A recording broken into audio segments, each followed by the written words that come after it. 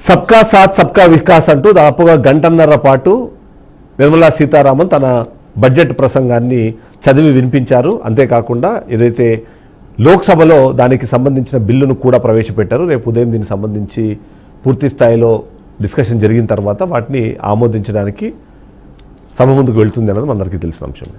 ఓవరాల్గా చూస్తే మాత్రం ఇవాళ సండే రోజు, అందులోనూ 9వసారి తన బడ్జెట్ని ప్రవేశపెట్టే సమయంలో ఆదివారంలో ఎందుకు ప్రవేశపెట్టారన్న దానికి సంబంధించిన అంశాన్ని చాలా క్లియర్గా చెప్పే ప్రయత్నం చేశారు. పవిత్ర మాఘ పూర్ణిమ రోజున ఆర్థిక మంత్రి నిర్మలా సీతారామన్ యూనియన్ బడ్జెట్ 2026-27ను పార్లమెంట్లో ప్రవేశపెట్టారని చెప్పారు. అంతేకాకుండా గత కొన్ని సంవత్సరాలుగా అంటే దాదాపుగా 9వ బడ్జెట్ స్పీచ్గా మనం ఆమె చూడాలి. ఆమె బడ్జెట్ థీమ్ కూడా వికసిత్ భారత్ దిశగా స్థిరమైన వృద్ధి, ఉద్యోగాలు, manufacturing, infrastructure, health care, exports పైన ఫోకస్ చేసింది. భారత ఆర్థిక వ్యవస్థ వృద్ధి 7% చుట్టూ సాగుతోందని, ప్రజల సహకారంతో ముందుకు వెళ్తున్నామని చెప్పి హైలైట్ చేసే ప్రయత్నం చేశారు. బడ్జెట్లోని ముఖ్యమైన అంశాలను హెడ్లైన్స్ లాగా మొత్తాలతో కూడిన సహా పూర్తి స్థాయిలో ఇక్కడ ఇస్తున్నాను అంటూ ఆమె చెప్పే ప్రయత్నం చేసింది. అందులో ముఖ్యంగా ప్రధానమైన అలొకేషన్స్ ఏమున్నాయి, ప్రతిపాదనలు ఏమున్నాయి, వాటి ఆధారంగా ఈ బడ్జెట్ మొత్తాన్ని మనం ఒకసారి చెప్పే ప్రయత్నం చేద్దాం. మొత్తం బడ్జెట్ అలాగే మ్యాక్రో హైలైట్స్ని మనం ఒకవేళ అబ్జర్వ్ చేస్తే పబ్లిక్ క్యాపిటల్ ఎక్స్పెండిచర్ అంటే capex for the year of financial year 2027కి చూస్తే 12.2 లక్షల కోట్ల రూపాయలు. అందులో ఇన్ఫ్రాస్ట్రక్చర్ మొమెంటం కొనసాగించడానికి మునుపటితో పోలిస్తే 11.2 లక్షల కోట్ల నుంచి 12.2 లక్షల కోట్లు పెంచాము అన్నదాన్ని చెప్పే ప్రయత్నం చేస్తున్నారు. ఇక ఆర్థిక వృద్ధి రేటుకి సంబంధించి చూసినా సరే దాదాపుగా 7% ఇది ఉండేది, అది స్థిరంగా కొనసాగుతోంది అన్న అంశాన్ని కూడా ఆమె చెప్పే ప్రయత్నం చేశారు. ఇక ఎకనామిక్ జర్నీ అందులో ముఖ్యంగా స్థిరత్వం కానివ్వండి, రిఫార్మ్స్, ప్రజల సహకారంతో వికసిత్ భారత్ దిశగా సెక్టర్ వైజ్గా ప్రధాన అలొకేషన్లు అలాగే ప్రతిపాదనలను చెప్పే ప్రయత్నం చేశారు.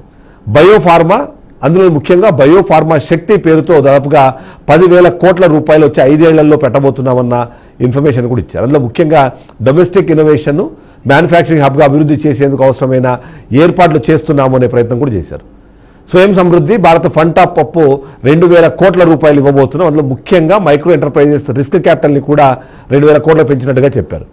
ఇక ఎస్ఎంఈ గ్రోత్ ఫండ్ను కూడా దాదాపుగా 10,000 కోట్ల రూపాయలు అలొకేట్ చేశారు. దీంట్లో ముఖ్యంగా చూస్తే మాత్రం job creating enterprises support, champion ఎస్ఎంఈలకు సంబంధించిన సృష్టికి వీటిని వాడబోతున్నట్టుగా చెప్పారు. ఇక కంటైనింగ్ మ్యానుఫ్యాక్చరింగ్ ఎకో సిస్టమ్ని కూడా డెవలప్ చేయడానికి అవసరమైన 10,000 కోట్ల రూపాయలు వచ్చే 5 ఏళ్లలో ఇన్వెస్ట్ చేయబోతున్నామన్న విషయాన్ని చెప్పారు. ఇంపోర్ట్ డిపెండెన్సీ తగ్గించి షిప్పింగ్ ఎక్స్పోర్ట్ను బూస్ట్ చేసేందుకు అవసరమైన ఏర్పాట్లు చేస్తున్నామన్నది కూడా ఆమె బడ్జెట్ ప్రసంగంలో మనకు కనిపిస్తుంది.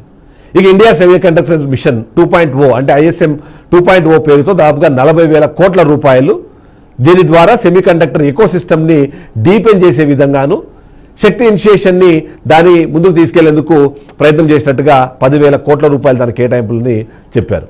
ఇక కార్బన్ క్యాప్చర్ యూటిలైజేషన్ అలాగే స్టోరేజ్కి సంబంధించిన అంశం అంటే CCUSకి సంబంధించి 20,000 కోట్ల రూపాయలు వచ్చే 5 ఏళ్లలో స్టీలు, సిమెంట్, పవర్ లాంటి సెక్టార్లో ఇన్వెస్ట్ చేయబోతున్నామంటూ కూడా ఆమె చెప్పారు. అసలైన అంశము తమిళనాడు, ఒరిస్సా అలాగే కేరళ లాంటి ప్రాంతాల్లో రేర్ ఎర్త్ కారిడార్స్ ఏర్పాటు చేసి అందులో ఆంధ్రప్రదేశ్లో కూడా దీనికి సంబంధించిన ఏర్పాటు చేసే ఆలోచనలో ఉన్నట్టుగా చెప్పారు.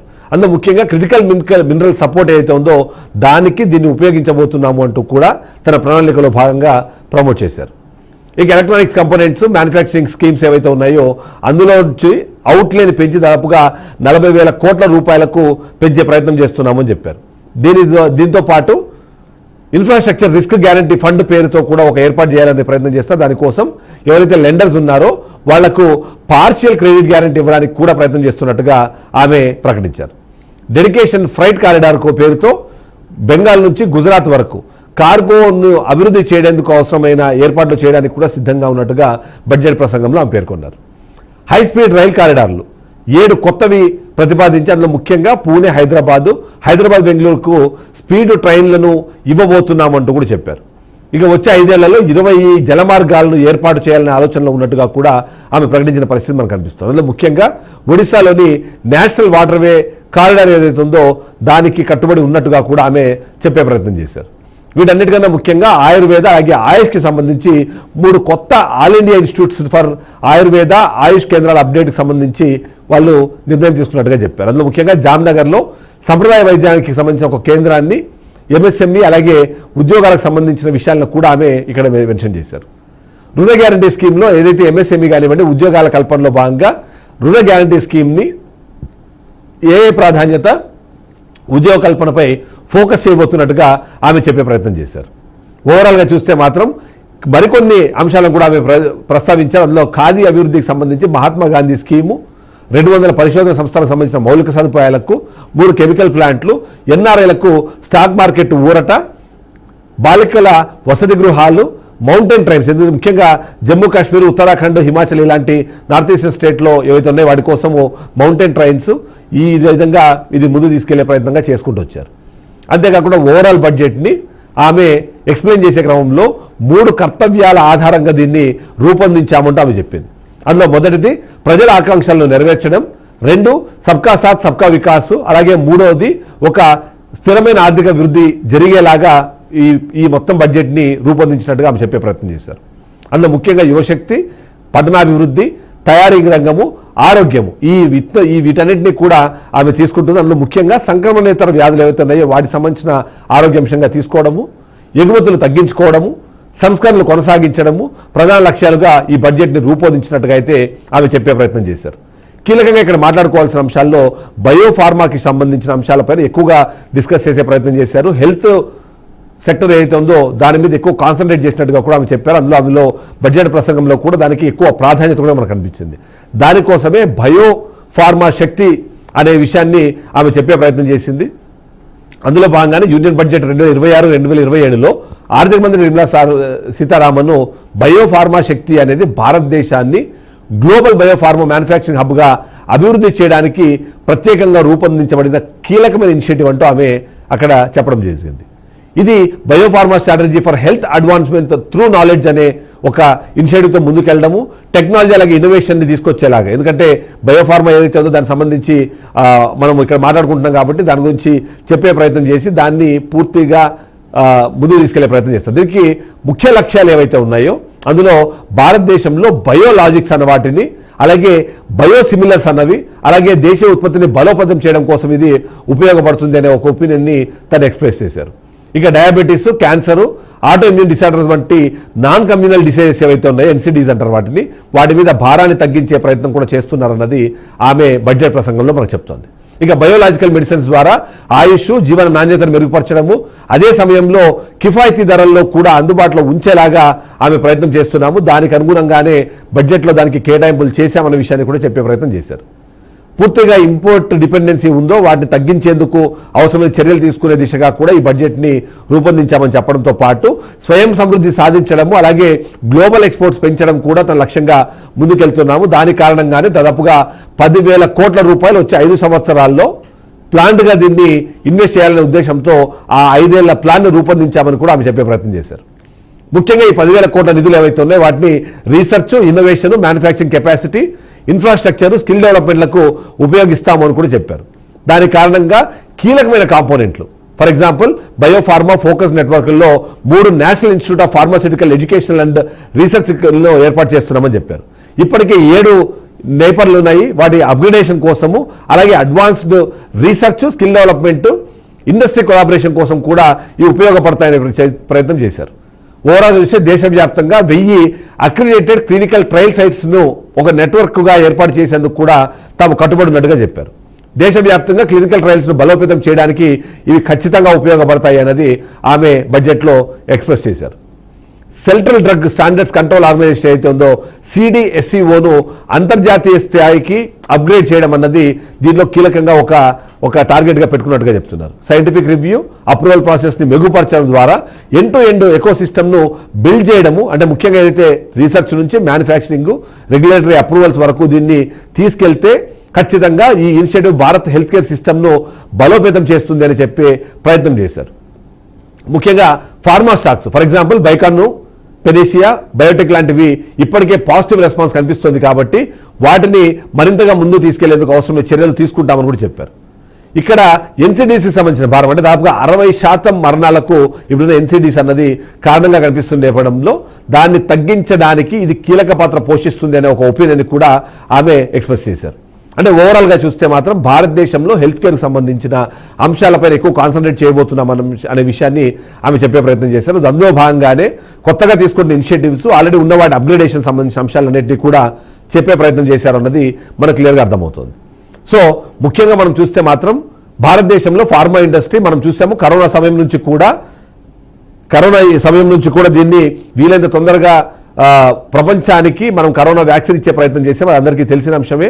సో అలాంటి నేపథ్యంలో అక్కడ మనకు కీలకంగా వచ్చిన అతిపెద్ద సమస్య ఏంటి అంటే క్లినికల్ ట్రయల్స్ చేయడంలో మనకు అవసరమైన చర్యలు తీసుకోవడానికి ఇక్కడ కావాల్సినంత ఇన్ఫ్రాస్ట్రక్చర్ లేకపోవడం, దాని కారణంగానే ఇప్పుడు ఈ 1000 ఏవైతే క్లినికల్ ట్రయల్స్ సంబంధించిన వాటిని రెడీ చేస్తారో దాని ద్వారా అడ్వాంటేజ్గా మార్చుకునేందుకు దేశం ముఖ్యంగా కేంద్ర ప్రభుత్వం సిద్ధంగా ఉంది. దానికి అనుగుణంగానే ఈ బడ్జెట్ రూపకల్పనలో కూడా వాటిని కన్సిడర్ చేసామనే విషయాన్ని చెప్పే ప్రయత్నం చేశారన్నది మనము ఇక్కడ గుర్తు తెచ్చుకోవాలి. ఇక యూనియన్ బడ్జెట్కి సంబంధించి 2026-27లో మరికొన్ని అంశాలని కూడా వాళ్ళు తీసుకొచ్చారు. రైట్, దీని మీద మనము విశ్లేషించే ప్రయత్నం చేద్దాము. మనతో పాటు బండారు రామ్మోహన్ రావు గారు మనతో పాటు లైవ్ లో సిద్ధంగాను, ఒకసారి తనతో మాట్లాడే ప్రయత్నం చేద్దాం. సార్ నమస్తే. నమస్తే, చెప్పండి. ఓవరాల్ గా చూస్తే ఇప్పుడు మనం అంటే మొదటగా అంటే ఈ రంగాల వారీగా మనము విశ్లేషించే ప్రయత్నం చేద్దాము. ఫస్ట్ టాపిక్ బయోఫార్మాకు సంబంధించి ముఖ్యంగా హెల్త్కి సంబంధించిన అంశాలపైన బాగా కాన్సన్ట్రేట్ చేస్తున్నాము. 10,000 కోట్లు ఇన్వెస్ట్ చేయడము, వచ్చే 5 ఏళ్లలో దాన్ని పూర్తి స్థాయిగా కంప్లీట్ చేసే ప్రయత్నం చేస్తున్నామని చెప్పడం అన్నది.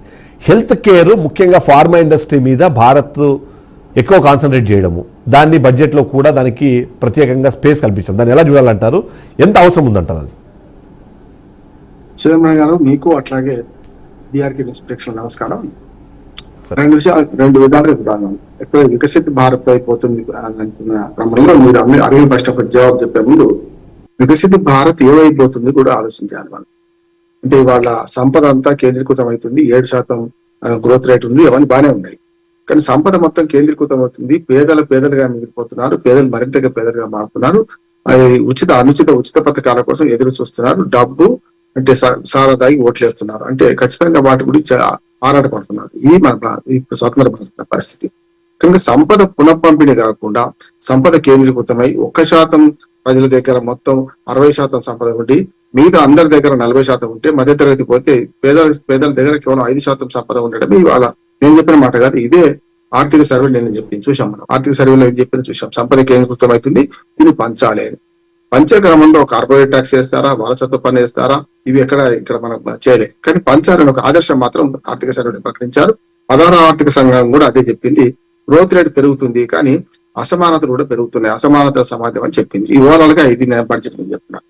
ఇక మీరు అడిగిన ప్రశ్నకు వస్తే చాలా వరకు నేను మొదటి నుంచి పొద్దున్న చెప్తున్న దాన్ని బట్టి నిన్న కూడా అన్నాను ఏంటంటే ఇది ఒక 1.5 అవర్ దాటకపోతా ప్రసంగం. ఎందుకంటే రాయితీలు ఇచ్చేటని పోయినసారి ఇచ్చేసారు. ఉదాహరణకు ఆదాయ పన్నుల సంగతి అంటే ఆదాయ పన్నులు కూడా కొన్ని మార్పులు చేశారు ఈసారి. కానీ ఆదాయ పన్నులో మన మార్పులు కానీ అట్లాగే జిఎస్టీ స్లాబులు తగ్గించడం కానీ ఇవన్నీ పోయిన సంవత్సరం చేశారు. కనుక ఈసారి పెద్దగా వాటిలో ఉండకపోవచ్చు అనుకున్నాం. కానీ ఆదాయ పన్ను విధానాలను మార్చుకుంటూ చేసిన మొన్నటి సంస్కరణను ఈసారి వేగవంతం చేసుకుంటూ కొన్ని మార్పులు తీసుకొస్తున్నారు. అప్లికేషన్ నుంచి మొదలుకొని ఇతర ఆదాయ పన్ను రూల్స్ లో చేంజ్ చేశారు. అది కొంచెం ఆహ్వానించదగ్గ. ఈ హెల్త్ కేర్ విషయానికి వస్తే పూర్తిగా సమర్థిస్తున్న ప్రభుత్వాన్ని ఖచ్చితంగా వారన్నది ప్రకారం మన హెల్త్ కేర్ రంగంలో ఫార్మా రంగంలో మార్పులు తీసుకొస్తారు. కానీ ఫార్మా రంగం ఎవరి దగ్గర లేదు, మొత్తం అంతా పెట్టుబడిదారుల దగ్గర ఉంది కదా. దీన్ని ఒక రకంగా వ్యాపారంగా మారింది, ఆరోగ్య రంగం మొత్తం వ్యాపారంగా మారింది. నా ఉద్దేశం ఫార్మా రంగాన్ని చేయడం కాదు. అంటే ఫార్మా రంగం చేయడం వల్ల ప్రపంచవ్యాప్తంగా మనం ఉత్పత్తులను అమ్ముకుంటాం, విదేశీ వార్త వస్తుంది, అది వేరు. ఇవాళ ఫార్మా రంగానికి రారాజుగా ఉన్నాం. అక్కడ చివరికి పారాసిటమాల్ గోళీ కూడా మనం తయారు చేస్తే అమెరికా సప్లై చేస్తున్నాం. ముఖ్యంగా మనకు జనరిక్ మెడిసిన్స్ లో మన ప్రపంచవ్యాప్తంగా ఫస్ట్ ఉన్నాం.